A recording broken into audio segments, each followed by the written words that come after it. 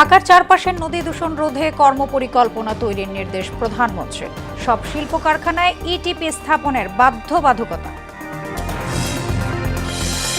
শেখ হাসিনাকে বক্তব্যের সুযোগ দিয়ে জুলাই শহীদদের অসম্মান করেছে ভারত, বললেন রেজভি। বাংলাদেশের সার্বভৌমত্বকে অপমানের অভিযোগ। ফ্যাসিবাদের আগ্রাসন চিহ্ন দেখতেই জুলাই স্মৃতি জাদুঘরে দর্শনার্থীর ভিড়। মানবতা বিরোধী অপরাধে কাদের সহ 7 জনের বিরুদ্ধে যুক্তিতর্ক। এবং রবীন্দ্রনাথ ঠাকুরের 85তম প্রয়াণ দিবস আজ। বহুমুখী প্রতিভায় খ্যাতি পান বিশ্ব দরবারে। কবি স্মরণে সিরাজগঞ্জ, কুষ্টিয়া, নওগাঁয় নানা আয়োজন।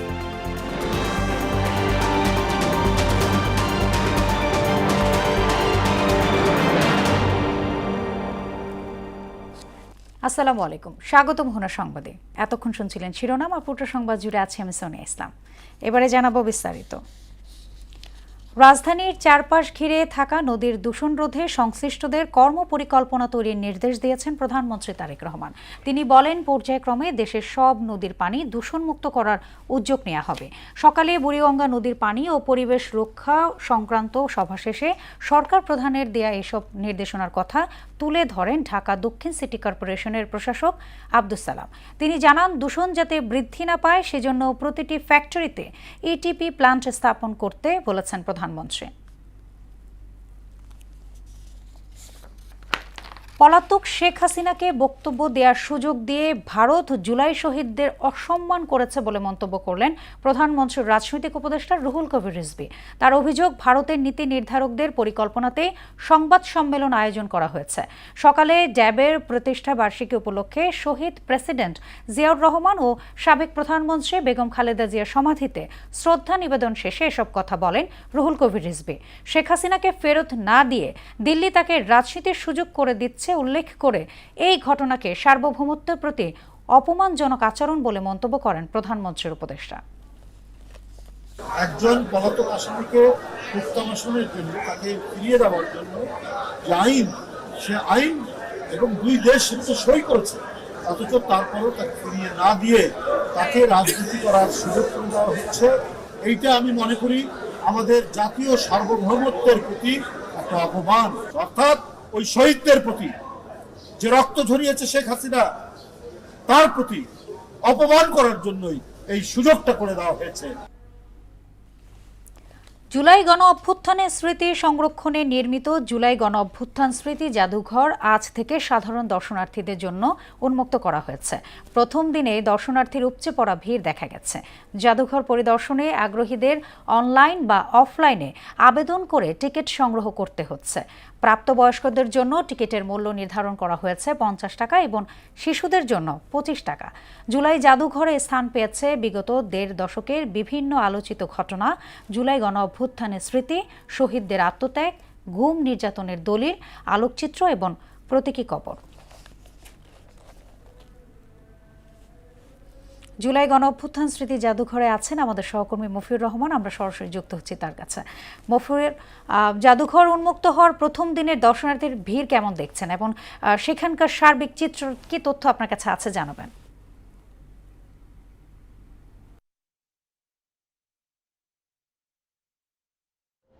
ধন্যবাদ সোনিয়া। আপনি যেমনটি বলছিলেন যে গতকাল প্রধানমন্ত্রী উদ্বোধনের পর আজকে সর্বসাধারণের জন্য জুলাই স্মৃতি জাদুঘর এটি খুলে দেওয়া হয়েছে। আমি আজকে সকাল থেকে এখানে এসেছি, সকাল থেকে দেখছি এখানে সাধারণ মানুষ কি আবেগ নিয়ে তারা এই জাদুঘরে ঢুকছেন এবং দেখছেন জাদুঘরের প্রতিটি কণা তারা ঘুরে ঘুরে দেখছেন। এখানে যে সমস্ত ফ্যাসিবাদের যে সমস্ত নিদর্শনগুলো রাখা হয়েছে, অত্যাচারের যে সমস্ত প্রতিকৃতিগুলো নির্মাণ করা হয়েছে সেগুলো মানুষ দেখছেন। এখানে আমি একটি জিনিস আপনাকে জানিয়ে রাখি যে এখানে ঢোকার মুখেই যে বড় মাঠটি রয়েছে সেখানে একটি প্রতীকী গণকবর করা হয়েছে। গত ফ্যাসিস্ট আমলের 16-17 বছর তারা যে মানুষ যে গুমের শিকার হয়েছে, নির্যাতনের শিকার হয়েছে বা যারা বিনা কারণে বিনা দোষে মৃত্যুবরণ করেছে তাদের একটি প্রতীকী কবর সেখানে করা হয়েছে। সেখানে আসলে যতগুলো মানুষ ডিসঅ্যাপিয়ার হয়েছে তাদের প্রত্যেকের নাম যতগুলো পাওয়া গেছে সবগুলো ওখানে লেখা আছে। এছাড়া আরেকটি বিষয় আপনাকে জানিয়ে রাখি, এইটি গত 5 তারিখে প্রধানমন্ত্রী উদ্বোধনের পর গতকালকে মানুষজন আসলে না জেনে দেখতে এসেছিলেন, তখন আসলে তারা ঢুকতে পারেনি। তখন তাদেরকে আনুষ্ঠানিকভাবে জানানো হয়েছে যে এটি আজকে থেকে সর্বসাধারণের জন্য উন্মুক্ত করা হয়েছে। এখানে একটু আপনাকে আরেকটা বিষয় জানি যে ফ্যাসিবাদের সময় যেই আয়নাঘর ছিল সেটির একটি প্রতীকী প্রদর্শন এখানে হচ্ছে। সেই আদলে রুমগুলো করা হয়েছে, সেখানে মানুষজন যাচ্ছেন, দেখছেন এবং বলছেন যে ফ্যাসিবাদের নির্যাতন কতটা ভয়াবহ ছিল সেটি তারা আসলে দেখছেন এবং তারা বলছেন যে ফ্যাসিবাদের বিচার এই বাংলায় অবশ্যই হতে হবে। তো এখানে আমি আরও ঘুরে ঘুরে সাধারণ মানুষের সাথে কথা বলছি, দেখছি তারা প্রত্যেকেই বলছেন যে ফ্যাসিবাদের নির্যাতনের বিচার এই বাংলায় অবশ্যই হতে হবে।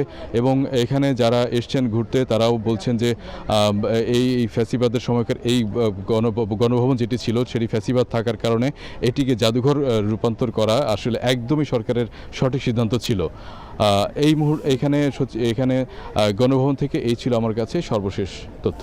সোনিয়া। মফিউর, আপনাকে ধন্যবাদ। 24 জুলাই আগস্টে সংগঠিত মানবতা বিরোধী অপরাধ মামলায় কার্যক্রম নিষিদ্ধ আওয়ামী লীগের নেতা ওবায়দুল কাদের এবং ছাত্রলীগের সাদ্দাম সহ 7 আসামির বিরুদ্ধে দ্বিতীয় দিনের যুক্তিতর্ক উপস্থাপন শুরু হয়েছে। বিচারপতি নজরুল ইসলাম চৌধুরীর নেতৃত্বাধীন আন্তর্জাতিক অপরাধ ট্রাইব্যুনাল 2-এ এই মামলায় যুক্তি উপস্থাপন করেছেন প্রসিকিউটর গাজী MH তামিম। এতে তিনি বলেন, সাদ্দাম ইনানকে ফোনে শিক্ষার্থীদের উপর হামলার নির্দেশ দিয়েছিলেন ওবায়দুল কাদের। এর আগে চট্টগ্রামের ছাত্রদল নেতা ওয়াসিম সহ 6 জনকে হত্যা মামলায় সাক্ষ্য গ্রহণের তারিখ পিছিয়েছে আদালত।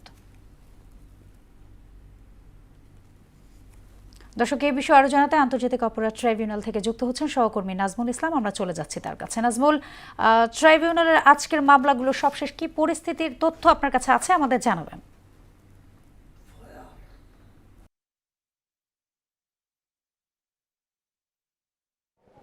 জি সোনিয়া, আপনি যেমনটি বলছিলেন যে জুলাই যে মানবতা বিরোধী অপরাধ মামলায় সাবেক নিষিদ্ধ ঘোষিত যে সংগঠন আওয়ামী লীগের সাধারণ সম্পাদক ওবায়দুল কাদের এবং নিষিদ্ধ ঘোষিত যে সংগঠন ছাত্রলীগের যে সভাপতি সাদ্দাম হোসেন, তিনি সহ 7 জনের বিরুদ্ধে যে আন্তর্জাতিক অপরাধ ট্রাইব্যুনালের যে মামলা, সেই মামলার সাক্ষ্য গ্রহণ শেষে কিন্তু আজকে দ্বিতীয় দিনের মতো যে যুক্তিতর্ক উপস্থাপন সেটি কিন্তু আন্তর্জাতিক অপরাধ ট্রাইব্যুনাল 2-এর বিচারপতি নজরুল ইসলামের নেতৃত্বাধীন কিন্তু সেখানে যুক্তিতর্ক উপস্থাপন চলছে এবং এই যুক্তিতর্কে কিন্তু উপস্থাপন করছেন রাষ্ট্র পক্ষে রয়েছে HM তামিম। এবং এই যুক্তিতর্কের মধ্যে কিন্তু নতুন একটি তথ্য আমাদের কাছে এসেছে এবং এই যুক্তিতর্কের মধ্যে কিন্তু প্রসিকিউশন যে HM তামিম তিনি কিন্তু একটি কল রেকর্ড কিন্তু আদালতে উপস্থাপন করেছেন এবং সেখানে কল রেকর্ডে যেটি পাওয়া গিয়েছে সেটি হচ্ছে মূলত ওবায়দুল কাদের সরাসরি কিন্তু 2024 সালের জুলাইয়ের 11 জুলাই মূলত তিনি ছাত্র লীগের যে নেতা রয়েছে সাদ্দাম হোসেন এবং ইনানকে কিন্তু সরাসরি তিনি যে ছাত্রদের উপর গুলির যে নির্দেশ সেটি কিন্তু দিয়েছে, সেটার প্রমাণ কিন্তু সেই কল রেকর্ডে পাওয়া গেছে এবং সরাসরি কিন্তু এই যে নিষিদ্ধ ঘোষিত সংগঠন আওয়ামী লীগের যে সাধারণ সম্পাদক ওবায়দুল কাদের তিনি কিন্তু তাদেরকে সরাসরি নির্দেশ দিয়েছে, সেটির প্রমাণ পাওয়া গিয়েছে। এবং এখন পর্যন্ত কিন্তু এই যে আন্তর্জাতিক অপরাধ ট্রাইব্যুনাল যে 2 সেখানে কিন্তু যুক্তিতর্ক উপস্থাপন চলছে এবং যুক্তিতর্ক উপস্থাপন শেষে কিন্তু এখানে একটি বিফ হওয়ার কথা রয়েছে। সেই বিফ হলে কিন্তু আমরা আসলে এই বিষয়ে বিস্তারিত জানতে পারবো।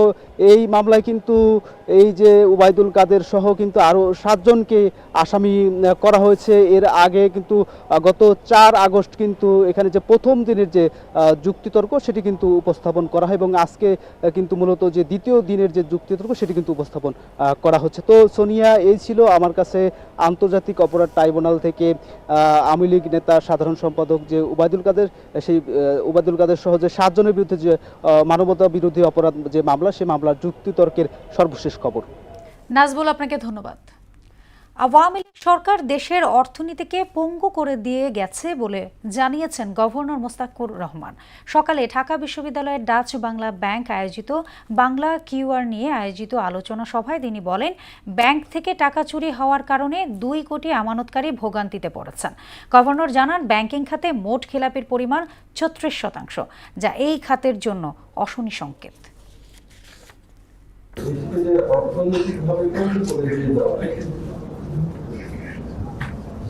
সরকারি পৃষ্ঠপোষকতায় ব্যাংকিং সেক্টরের টোটাল ডিপোজিটের সেটা 2 কোটির উপরে আমানতকারী কিন্তু সাফার করেছে, কিন্তু এখনো করছে। ব্যাংকিং ব্যবস্থা একটা আর্থিক খাত এইভাবে আসলে খুব ভালোভাবে চলাচল করছে।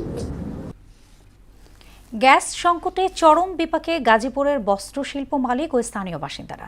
এতে ব্যাহত হচ্ছে শিল্প কারখানার উৎপাদন, বাড়ছে ব্যয়। এমন অবস্থায় নির্ধারিত সময়ে রপ্তানি পণ্য পাঠানো নিয়েও দেখা দিয়েছে শঙ্কা। গাজীপুর থেকে আতিকুর রহমান ও আলহাজ হোসেনের তথ্যচিত্রে বিস্তারিত জানাচ্ছেন মিশাল বিনতে আনোয়ার। গাজীপুরে তীব্র গ্যাস সংকটে ব্যাহত হচ্ছে শিল্প কারখানার উৎপাদন। পর্যাপ্ত সরবরাহ বা গ্যাসের চাপ না থাকায় বন্ধ রাখতে হচ্ছে আধুনিক সব যন্ত্রপাতি। কোথাও বয়লার চালু হতে দীর্ঘ সময় লাগছে, আবার কোথাও বারবার থেমে যাচ্ছে উৎপাদন। গ্যাস সংকটের প্রভাব পড়েছে ওয়াশিং ও ফিনিশিং বিভাগেও। কাজ বারবার থমকে যাওয়ায় কমছে কাজের গতি। ওভারটাইম বন্ধ হওয়ায় দুশ্চিন্তায় সাধারণ শ্রমিকরা। গ্যাসের মিটার একেবারে 0, এটা কোনো সময় আপনার দেখা যাচ্ছে 0.5 PSI, কিন্তু এই প্রেসারে আমরা বয়লার চালাতে পারি না। গ্যাস সমস্যার জন্য এই স্ট্যান্ডার্ড মেশিন আমরা টোটালি চালাতে পারতেছি না। আমরা 4 ঘন্টা কাজ করি, আমাদের 5টায় ছুটি দিয়ে দেয়, ওভারটাইম নাই। শিল্প মালিক ও কর্মকর্তারা বলছেন, বিশ্ববাজারে সময় মতো পণ্য পাঠাতে না পারলে পোশাক শিল্পে এর বিরূপ প্রভাব পড়বে।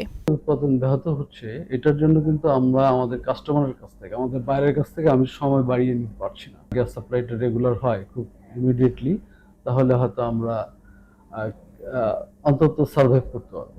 গ্যাস সরবরাহ স্বাভাবিক রাখতে চেষ্টা অব্যাহত আছে বলে জানালেন এই কর্মকর্তা। কিছু কিছু জায়গায় একটু প্রবলেম আছে, আমরা চেষ্টা করতেছি যে সব ঠিকঠাক রাখার জন্য চেষ্টা করতেছি।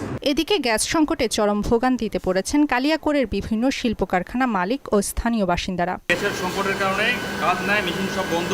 গ্যাস পাই না, নাকড়ি দিয়ে পুরে রান্না করে খাই। বাবানের খাবার তৈরি করতে পারি না, গার্মেন্টসে ডিউটি যায় তাদের খাবার তৈরি করতে পারি না। দ্রুত এই সমস্যার সমাধান না হলে যে কোনো সময় কারখানা বন্ধ হয়ে যেতে পারে বলে আশঙ্কা শিল্প সংশ্লিষ্টদের। প্রপারলি গ্যাস না পায়, সেক্ষেত্রে অর্ডার মিট করতে পারবে না, শিপমেন্ট ডেট মিট করতে পারবে না। শিপমেন্ট ডেট যদি মিট করতে না পারে, তাহলে ক্রয়োদেশ বাতিল করবে ক্রেতারা, এবং ক্রয়োদেশ বাতিল করলে তো আলটিমেটলি প্রোডাকশন বন্ধ হয়ে যাবে ফ্যাক্টরি। লাইনের সমস্যার কারণেই এই সংকট দেখা দিয়েছে উল্লেখ করে কবে এর সমাধান হবে তা সঠিকভাবে বলা যাচ্ছে না বলে জানালেন এই কর্মকর্তা।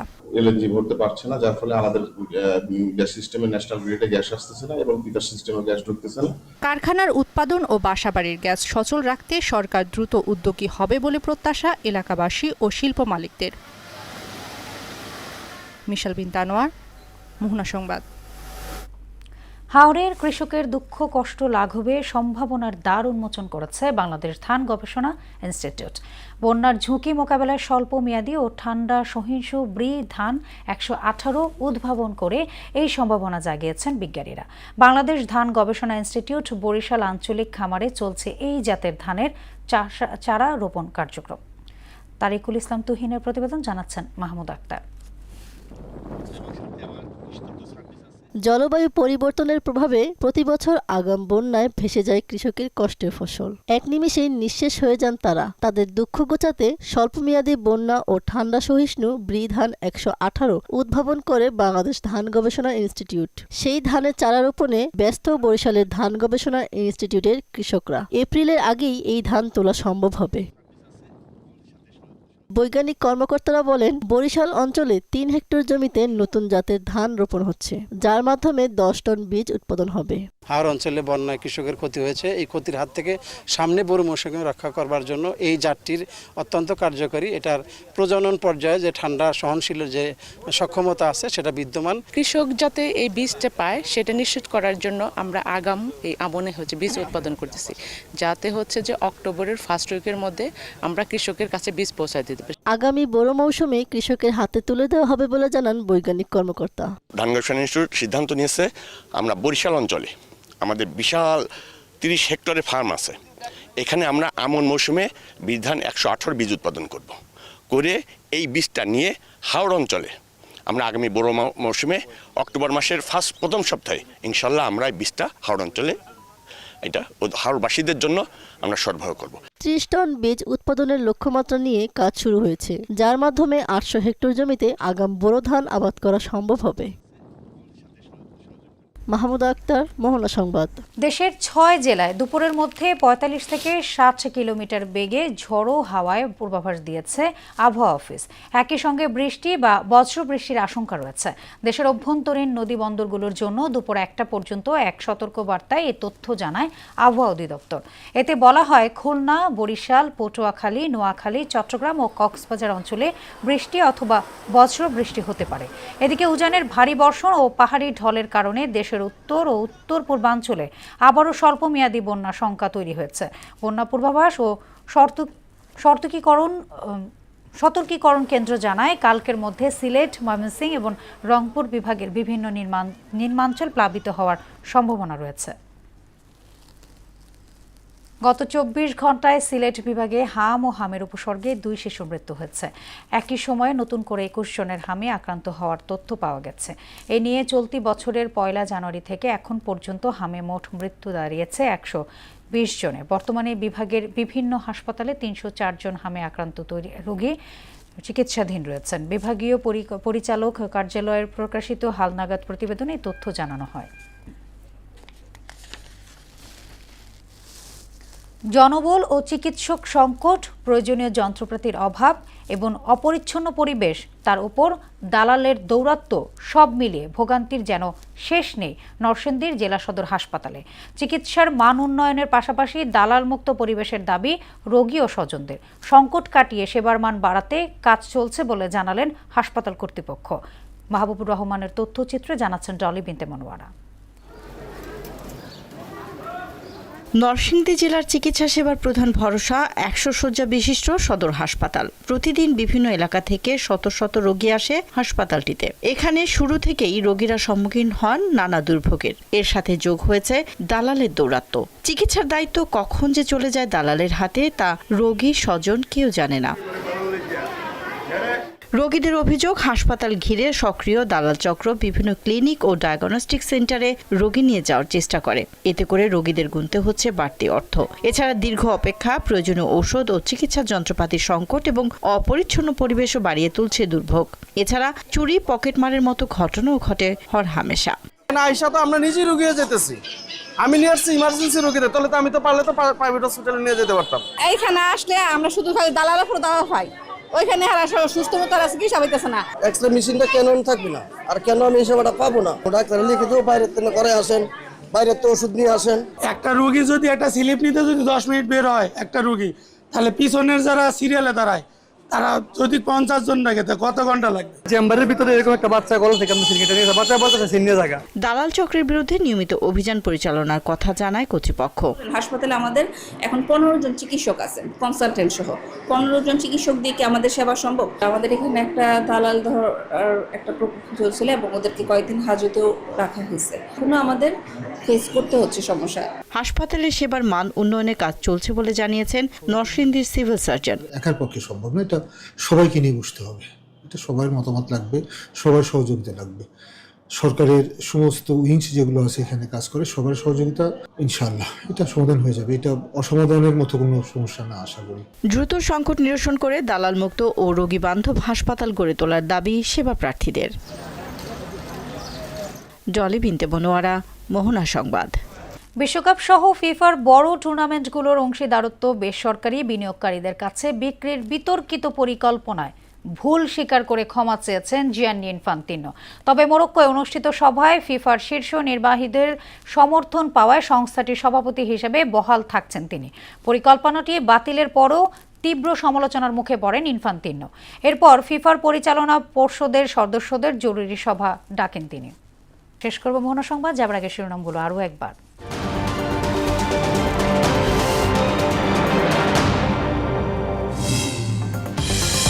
ঢাকার চারপাশে নদী দূষণ রোধে কর্মপরিকল্পনা তৈরির নির্দেশ প্রধানমন্ত্রীর। সব শিল্প কারখানায় ইটিপি স্থাপনের বাধ্যবাধকতা।